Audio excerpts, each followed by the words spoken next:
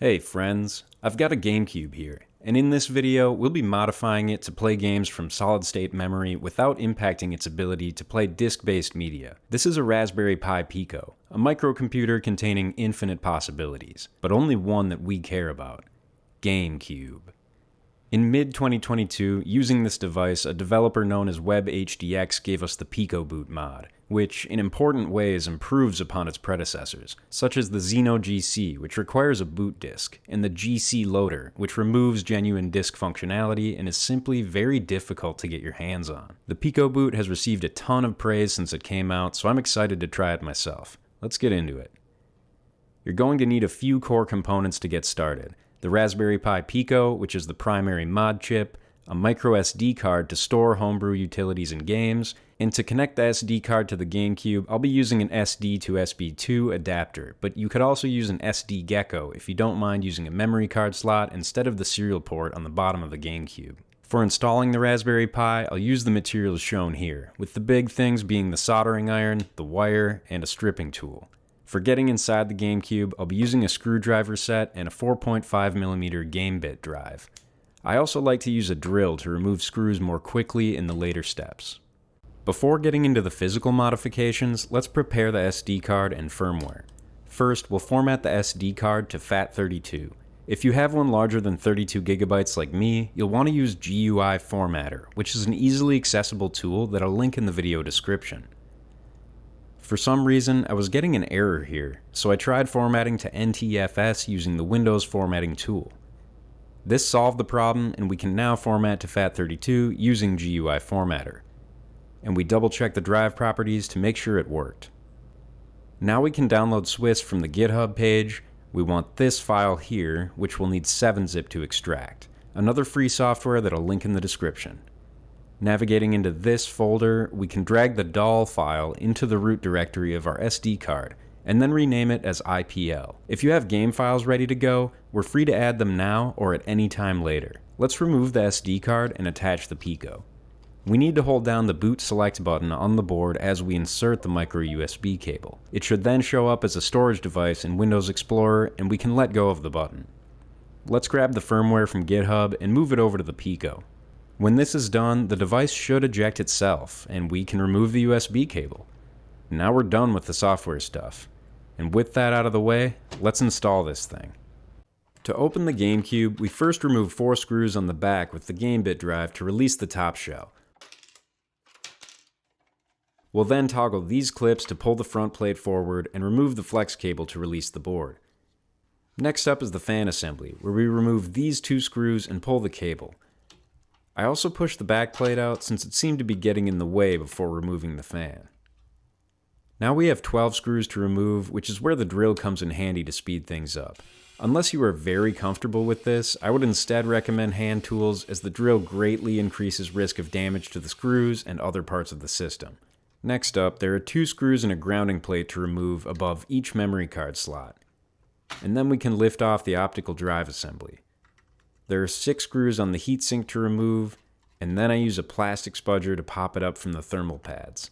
Unfortunately, a couple of them stayed on the chips, so I'll scrape them up and put them back in place on the heatsink. I plan to replace the thermal pads later, but for now, I'm just going to work with what I have to get the job done.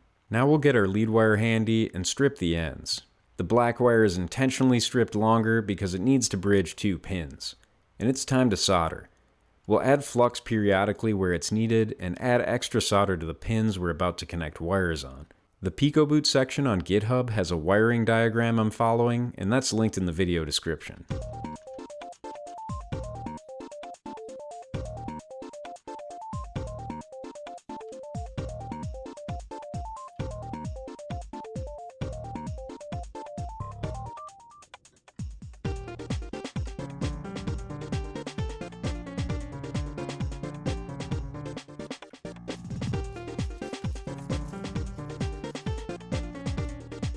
And when we're done, this is what things look like. We'll group the wires and slide some shrink tubing over them. It already fits pretty tight, so I'm not bothering to shrink it down with heat. Before making the connections to the Raspberry Pi, we'll reassemble the majority of the GameCube in the same way we took it apart. starting with the heatsink, then placing the optical drive with 16,000 screws to fasten it down. Next, we can plug the fan cable back in and reattach the liner with these two screws. Off camera, I cut and stripped the free ends of the wires to an appropriate length, and it's time to make the solder connections to the Raspberry Pi. As before, we'll want to tin the relevant pads prior to soldering the wires. And since the wires all have a unique color, we can easily map where each one needs to go from the wiring diagram on GitHub.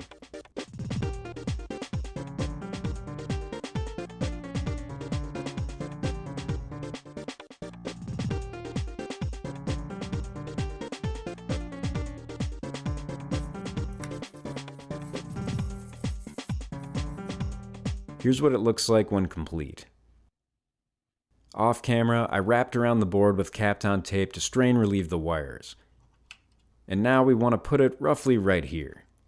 To achieve that, I'll just use a 3M command strip that I've cut to a smaller size. Then we'll just stick it on the liner of the optical drive like so, and make sure the wires are clear of any obstruction. We're on the home stretch now. We'll plug in the front plate and snap it back into place. Snap in the back plate, place the top shell, and fasten the 4 exterior screws with the GameBit driver. The last thing to do here is insert our microSD into the GameCube serial port using the adapter. And with that, we're done. The whole thing, it seemed easy. Almost too easy. Is this gonna work? Well, let's test it out. Powering on the system, it boots directly into Swiss, which is a good sign. I did put some games on the SD card, and the file structure might seem a little odd because it was based around the RV loader for the G-Boy mod I did a while back, which was specific for portables. Anywho, let's test out an old classic. And I'll edit out the bits where it's just loading.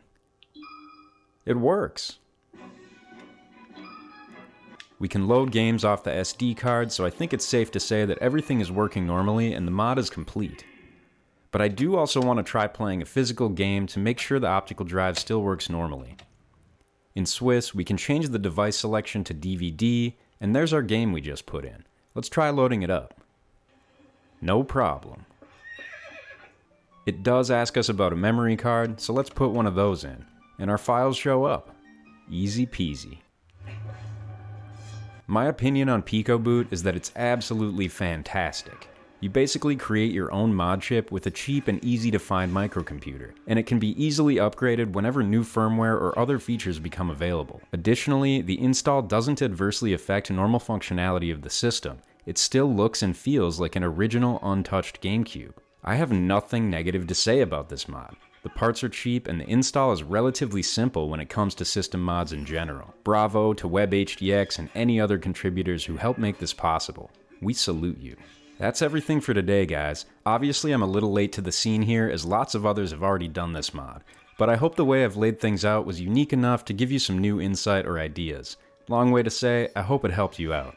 Thank you so much for watching, and don't forget to subscribe for more system mods and repairs in the future. Take care.